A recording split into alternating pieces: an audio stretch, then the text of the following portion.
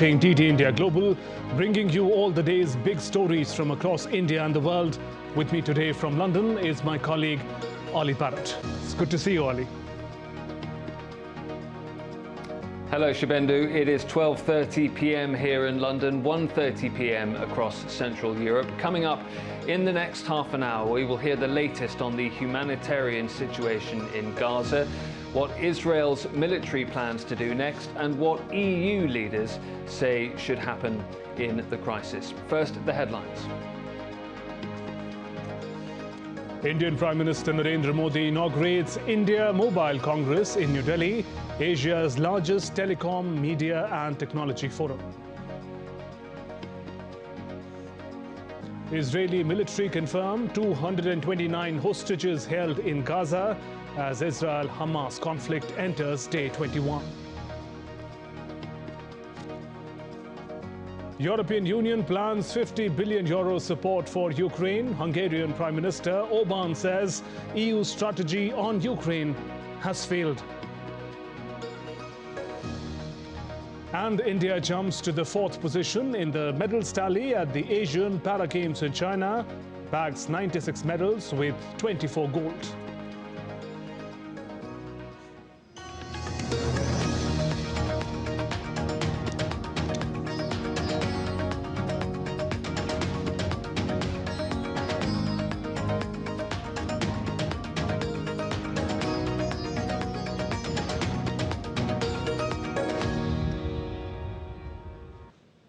India's Prime Minister Narendra Modi inaugurated the 7th edition of the India Mobile Congress in New Delhi. The IMC is Asia's largest telecom, media and technology forum. Prime Minister also virtually unveiled 100 5G use case labs across educational institutions in the country. The labs are part of an initiative for development of 5G applications that will cater to both domestic and global demands. Addressing the event, Prime Minister Modi said India will lead the world in 6G technology.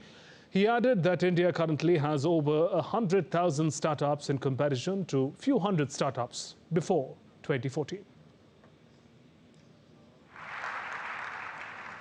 2014 में हमारे पास, मैं 2014 क्यों कह रहा हूं पता है ना, वो तारीख नहीं है, एक बदलाव है। 2014 के पहले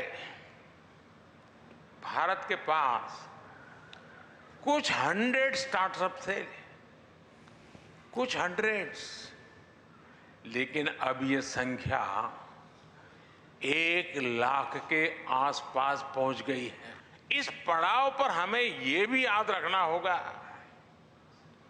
कि हम कितना दूर आए हैं और इतना दूर किन परिस्थितियों के बाद आए हैं।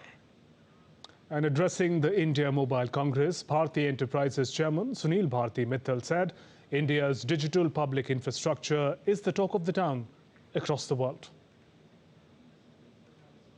जहाँ से भी मैं दुनिया में लोगों को मिलता हूँ, सब में एक ही बात है कि इंडिया ने अपने आप को डिजिटली कन्वर्ट कैसे किया।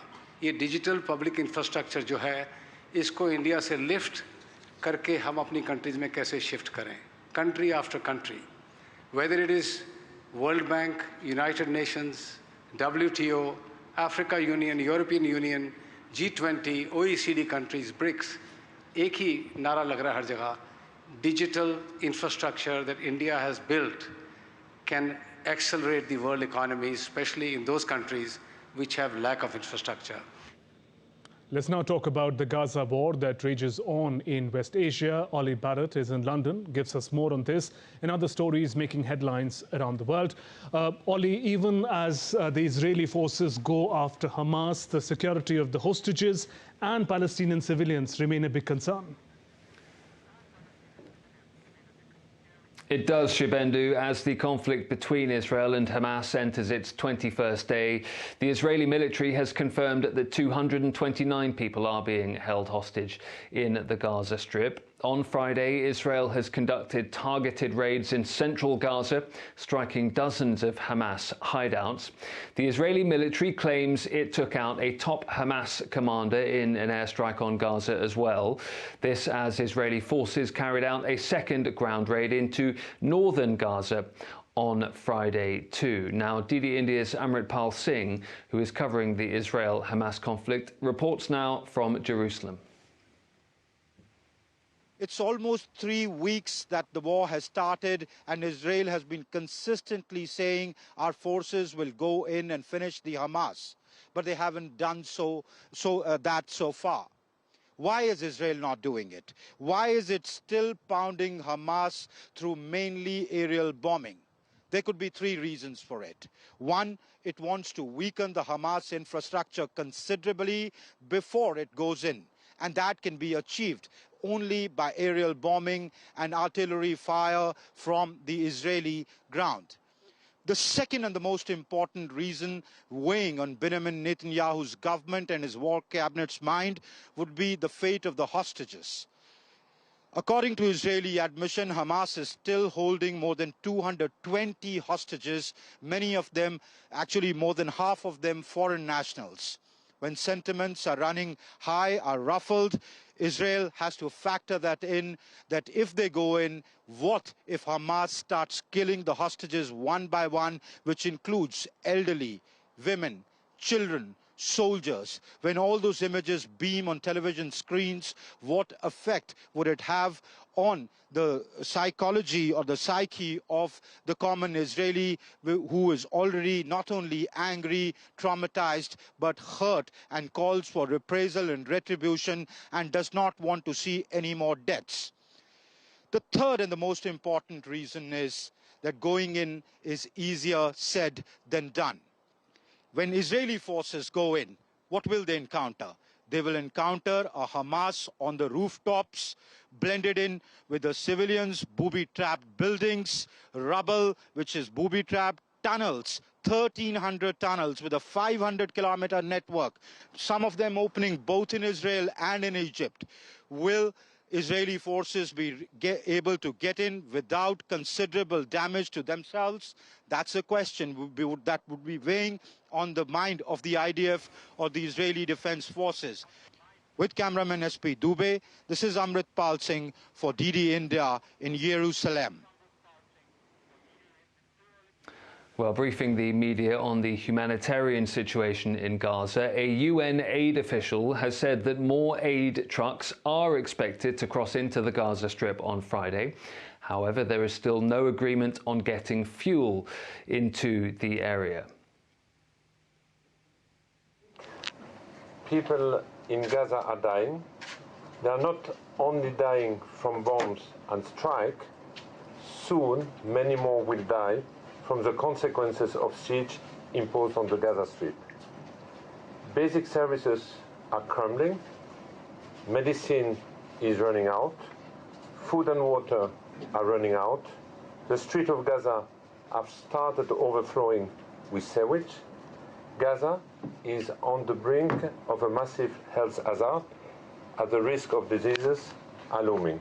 I warn that we will not be able to continue our humanitarian operation if we do not get the fuel supply.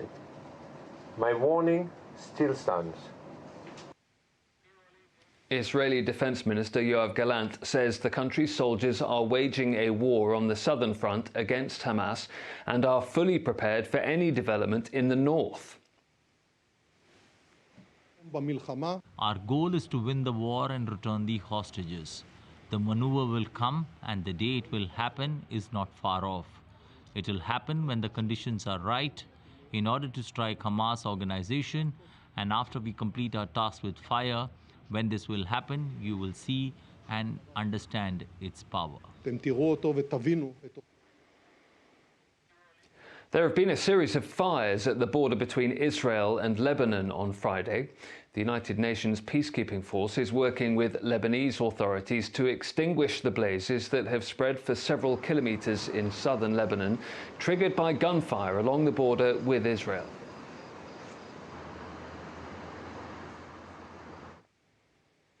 The US has imposed sanctions against people and organisations linked to Hamas in an effort to cut off funding for the Palestinian terror group.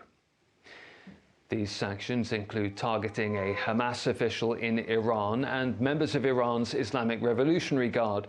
The sanctions are designed to highlight Iran's role in providing financial, logistical and operational support to Hamas. The Pentagon, meanwhile, says that an additional 900 US troops are heading to the Middle East to bolster air defences and protect US personnel amid a surge in attacks in the region by Iran-affiliated groups. As part of our efforts to deter a broader conflict and further bolster US force protection capabilities, I can confirm that since our initial force posture announcement, approximately 900 troops have subsequently deployed or are in the process of deploying to the U.S. Central Command Area of Responsibility. These include forces that have been on prepare to deploy orders and which are deploying from the continental United States. Deployed and deploying units include a terminal high-altitude area defense battery from Fort Bliss, Texas, Patriot batteries from Fort Sill, Oklahoma, Patriot and Avenger batteries from Fort Liberty, North Carolina, and associated air defense headquarters elements from Fort Bliss and Fort Cavados, Texas. While I won't talk specific deployment locations for these forces, I can confirm that they are not going to Israel and that, again, they are intended to support regional deterrence efforts and further bolster U.S. force protection capabilities.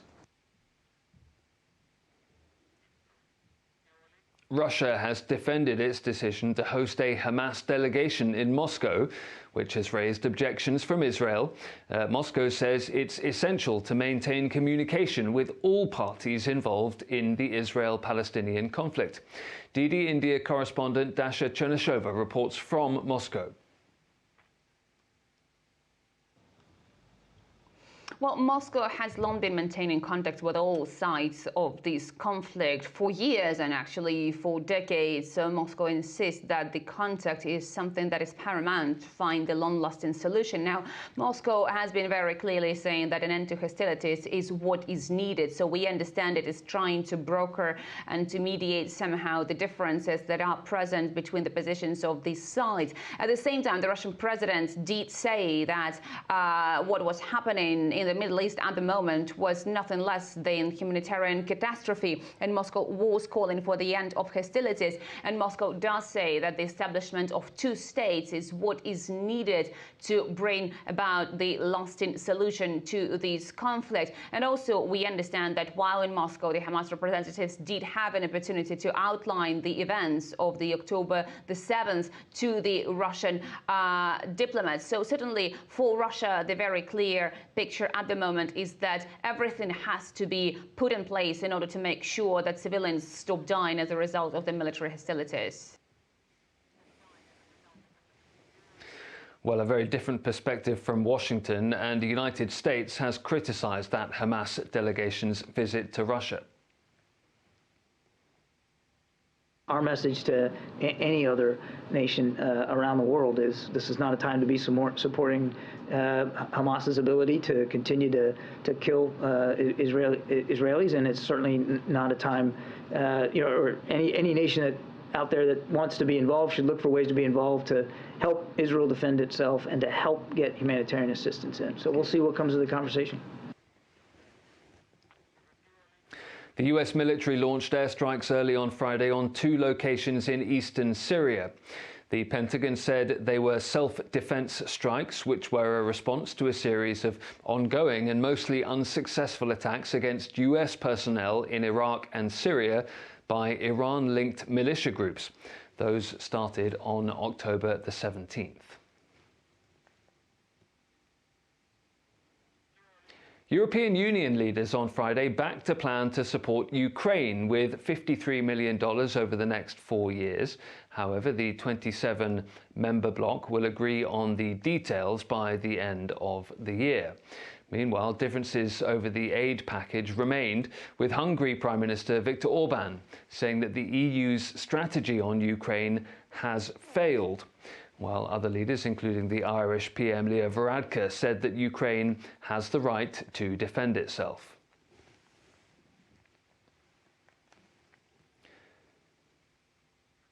Earlier, the European Union also called for humanitarian pauses in Israeli bombing and Hamas attacks to get humanitarian aid into Gaza. Let's go live now to DD India's Alex Cadier, who is joining me from Brussels. And Alex, in terms of that language, explain why EU leaders have settled on calling for humanitarian pauses, plural.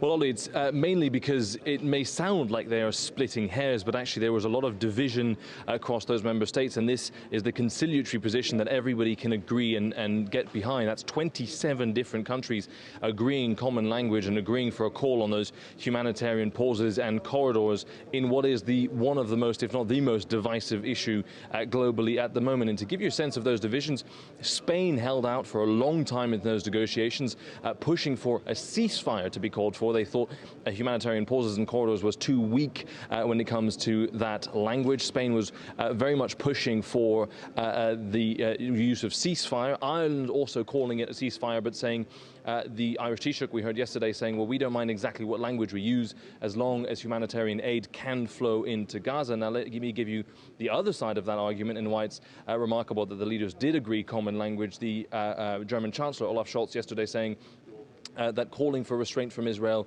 wasn't necessary because Israel is a democratic state guided by very humanitarian principles, and so we can be certain that the Israeli army will respect the rules and that arise from international law. So that was the gulf between those countries, hence that language, hence toiling over a detailed language, but very clearly calling for humanitarian pauses and humanitarian corridors. Ollie.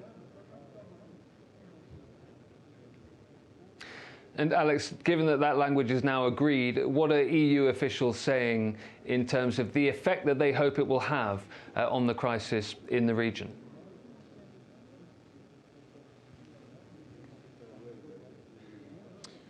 Well, they're hoping to achieve very clearly that some, first of all, of the hostages who are European nationals will be freed, and the pressure on Israel asserted by that statement from the European leaders is crucial there. I just spoke to an EU official, and the big question is, will this just be ignored by Israel? You know, if the European Union says, here's what we're calling for, well, Israel, Hamas, Palestinian Jihad, the groups within Gaza may just ignore that and continue fighting. And that EU official says, no, the pressure globally is mounting. This is a clear sign from the EU that humanitarian aid has to flow into Gaza, because for those EU nationals in particular, the situation is that they cannot leave Gaza even if they wanted to. Now, they cannot leave by the north because Israel has closed that border, or from the south because Egypt has closed that border and said until Israel scales down its military operations in Gaza, it will not open that border, including for EU nationals. Hence that pressure.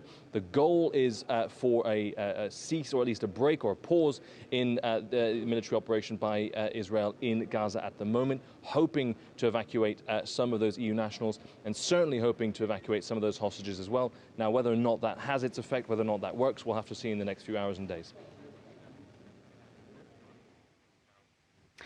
Okay, Alex, thank you. That is DD India's Alex Cadier in Brussels. I'm DD India's Ollie Barrett in London. Shibendu, back to you in the studio. Ollie, thanks very much for joining us with those updates.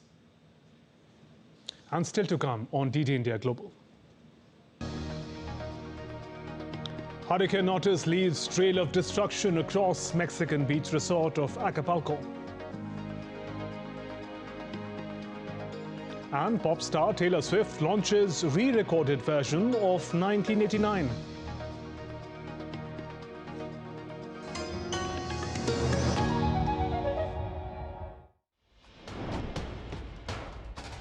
Wherever news breaks, whatever it takes. Connecting corners, cutting across continents. Stories that matter from across the globe.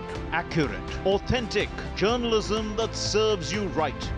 From politics to glamour, from sports to world affairs, with a fusion of aesthetics and substance. Introducing news in a new avatar. Experience the world through a new lens. Stay tuned to DD India for an exciting journey beyond borders.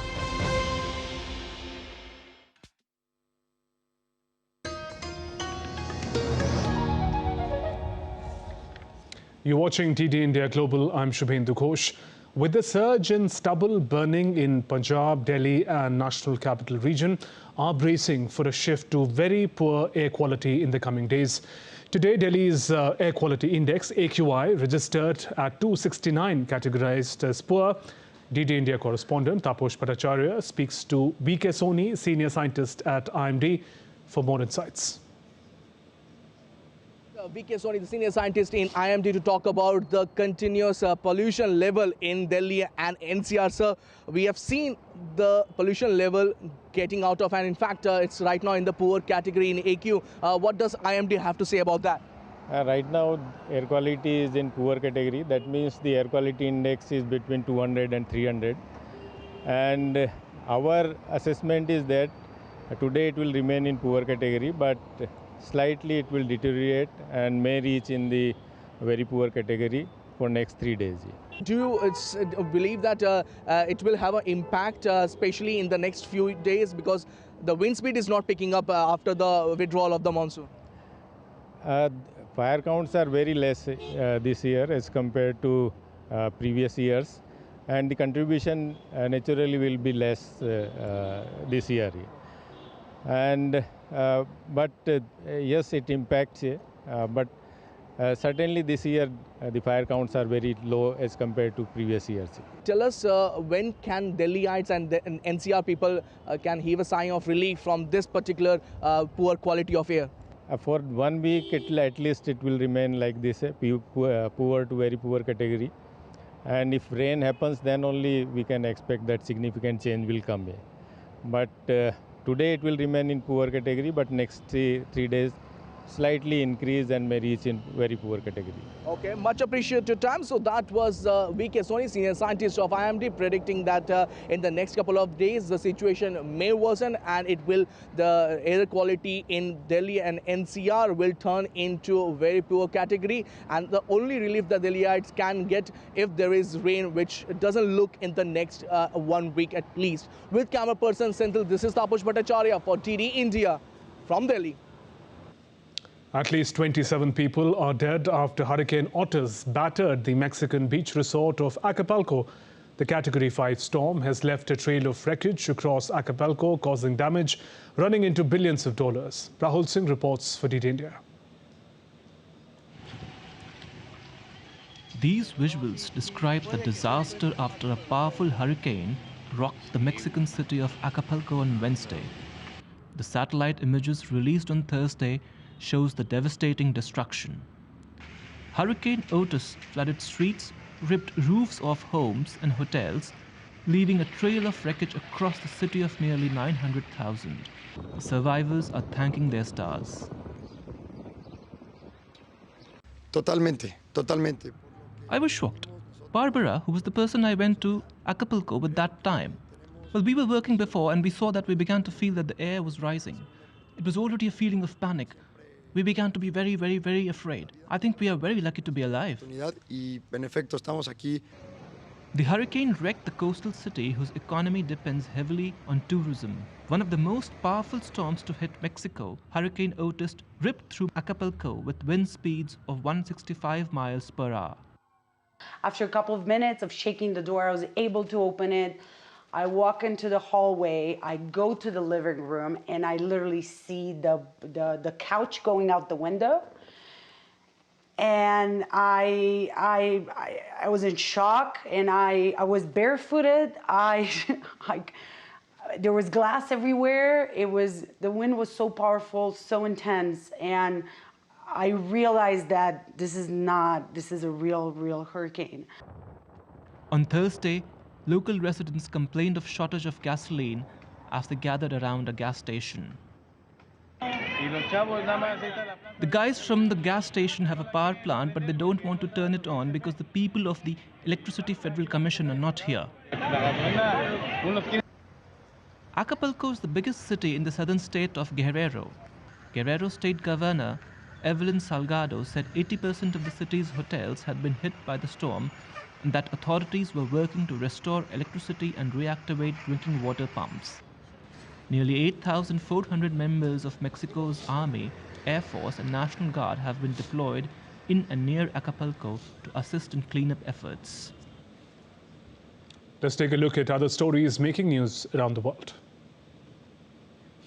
More than 500 marine mammals have been reported dead in Brazil due to bird flu in October. Bodies were gathered and buried near a beach to prevent further infection. The outbreak was first noticed in Rio Grande after testing of dead mammals. Authorities have warned locals to stay away from dead or ill animals in precaution. Visitors flock to an amusement park in Denmark's Copenhagen to enjoy Halloween decorations. Over 20,000 lanterns have been put across the park. As night fell, the area was lit up by eerie orange lighting.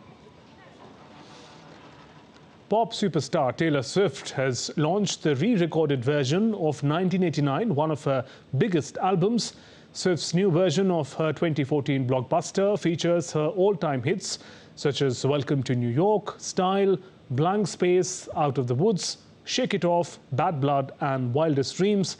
5 unreleased songs from the Vault tracks have also been included in the album.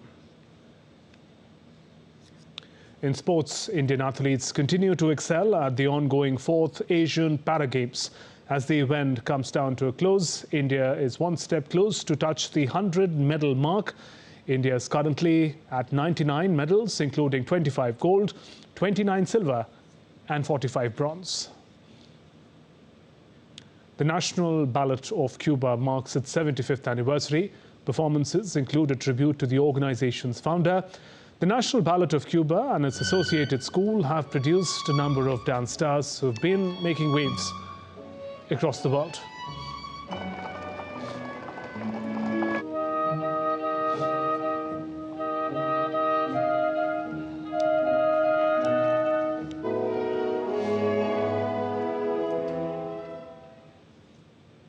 And that's all for this edition of DD India Global. Let us know your thoughts on news of the day. You can connect with us on Facebook, X, formerly Twitter, and Instagram. You can also find us online at ddindia.com. We'll be back with more news as it breaks here on DD India. I'm Shubhendu Ghosh from all of us here in Delhi. Thanks for watching DD India Global. Namaskar.